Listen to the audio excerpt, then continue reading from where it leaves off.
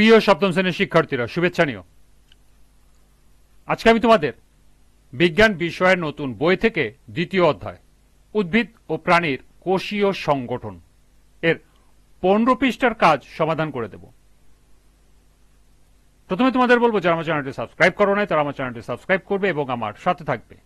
তাহলে চলো আমরা ক্লাস শুরু করি। 15 পৃষ্ঠার কাজ, ভাজক ও স্থায়ী টিস্যুর চিত্র দেখে এদের বৈশিষ্ট্য আলাদা করে পোস্টার পেপারে লিখে দলীয়ভাবে উপস্থাপ করো। তো চলো এখন আমরা এর সমাধান দেখে নিই। এর সমাধান হবে, ভাজক ও স্থায়ী টিস্যুর বৈশিষ্ট্যগুলো নিম্নে উপস্থাপন করা হলো। ভাজক টিস্যুর বৈশিষ্ট্য: 1. কোষগুলো বিভাজনে সক্ষম এবং বর্ধিষ্ণু অঞ্চলে থাকে। 2. কোষগুলো জীবিত, সমবেশী এবং ছোট। 3. কোষের নিউক্লিয়াস অপেক্ষাকৃত বড়।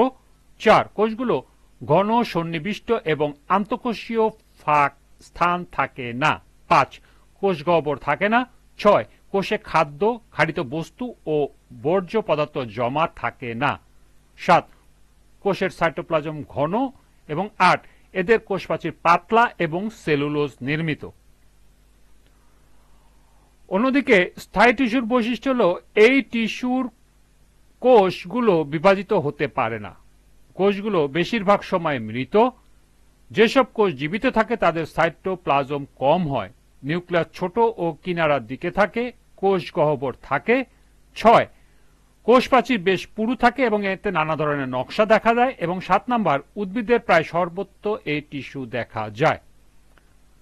আমরা এই দুই ভাজক টিস্যুর এবং স্থায়ী টিস্যুর বৈশিষ্ট্য দিয়ে একটি নমুনা পোস্টার পেপার এখানে দেখায় দিলাম। তোমরা তোমাদের ইচ্ছা মতো পোস্টার পেপারে ডিজাইন করতে পারো, তবে ভিতরে অবশ্যই ভাজক টিস্যু এবং স্থায়ী টিস্যুর বৈশিষ্ট্য উল্লেখ করতে হবে। আজকের ক্লাসটি এ পর্যন্তই।